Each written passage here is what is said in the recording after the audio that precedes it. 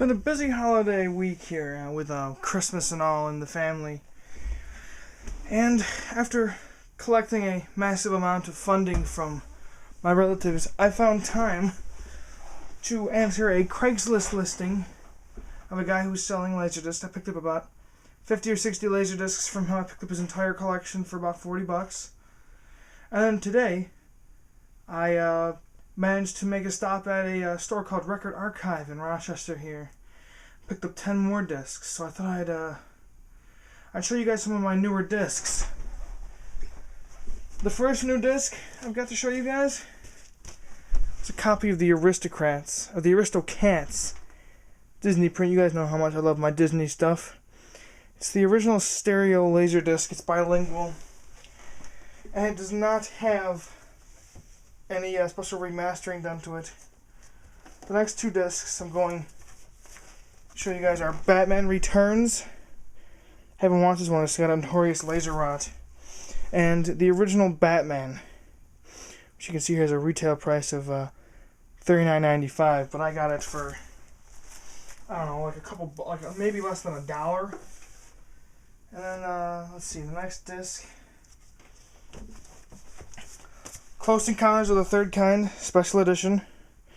This is not the Criterion print or the one with the AC3 remaster. It's the 1994 print. I don't know if you guys have any opinions on this one. I really haven't watched the movie very much. I saw it once a long time ago. I thought it was pretty good. And then here we have an 80s movie, Dragon Slayer. Tried watching that yesterday. It wasn't very good at all. We ended up turning it off pretty early into the movie, like 40 minutes in. And then we've got the MGM letterbox copy of Forbidden Planet, which is a fantastic 50s sci-fi movie. I like this one a lot. It's one of my favorites. And then we've got the first of the many Bond movies I picked up from this guy off of Craigslist. Here we've got For Your Eyes Only from the Bond collection with Roger Moore. Widescreen print that's in stereo. I'm looking forward to watching these. I really like my Bond movies. I got a couple of Bond box sets and whatnot. And then we've got the widescreen edition of Ghost. It was sealed when I got it, but I unwrapped it because I don't know if you can see here, but it was kind of bending the sleeve a little bit. So I took it off to save the disc from having a completely destroyed sleeve. And I also picked up Gone with the Wind 50th Anniversary Edition. I've never seen this one, but it's been heralded as a classic by many, so that one should be interesting. Gone with the Wind. And then we've got The Hunt for Red October with Alec Baldwin and Sean Connery. It's a classic Tom Clancy. I'm sure you guys have seen this one before. If not, you've probably seen this disc. It's very, very common. And then we've got Live and Let Die, another Roger Moore Bond. This guy had like 10 Bonds that I picked up from Craigslist yesterday.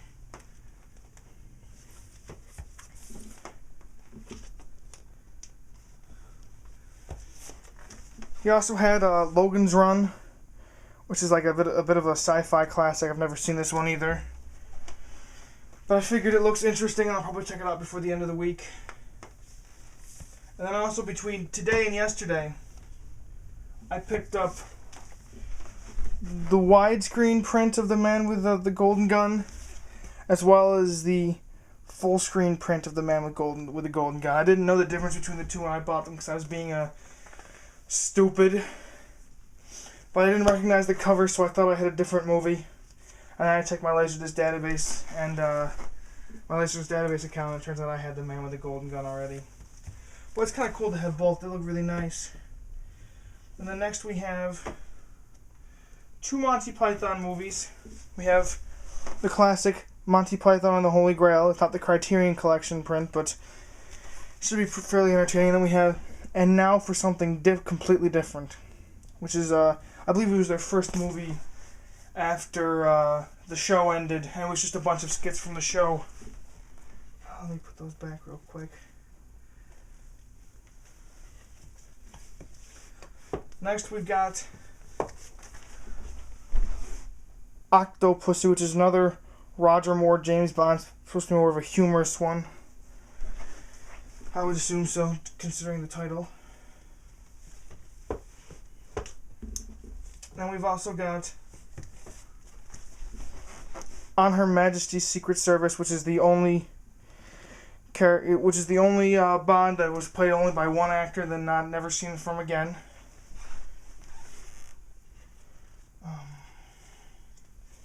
You can tell I'm kind of running out of energy. It's been a pretty long day. And we've got the Harrison Ford classic, Patriot Games. It was his first movie as the Jack Ryan character. I've seen this one with a friend on VHS. I really enjoyed it. I can't wait to watch it again sometime with the increased quality of Laserdisc.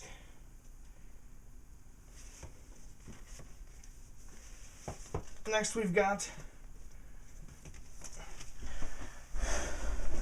Project AKO, which is an anime disc, one of the few discs I have that has English subtitles. Odd thing about this disc is that even though it's widescreen, it has double letterboxing at the bottom for the subtitles instead of uneven letterboxing at the top and bottom. It's really bizarre, and it wasn't very good. We tried watching it yesterday as well. I think it was mainly just the group I was watching it with. Next we have the Ren and Stimpy Show, the Essentials Collection. I didn't even know this existed before I saw it on the listing. This one has a couple of episodes I've never seen before. Should be pretty entertaining. Ren and Stimpy's always good stuff. Next we have, also from the Craigslist listing, we have Robin Hood, Prince of Thieves with Kevin Costner. It's one of my family's favorites. I enjoy this movie quite a bit, which is the widescreen print. And Roadrunner versus Wile E. Coyote. At first you don't succeed. And this has a couple of shorts. It has 14 Roadrunner cartoons, which is pretty cool. I got these for a great deal, so. The next one was the major reason I went to, major reason that I went to Record Archive. I went to look for some Criterion Collection discs, and I ended up picking up RoboCop from the Criterion Collection for $8. This one's definitely a steal by any means. It's a sci-fi classic. I've never seen it myself, but I know it's a highly sought-after disc, and I was really happy that I got it. I'll be back for part 2, guys. I'll show you the lower half, and then we'll talk about what happened with the rest of the discs, because clearly I've had most of these discs for a long time, but I threw some in a box, and I'll show you guys some of the access discs that I'd be willing to trade for in the next part.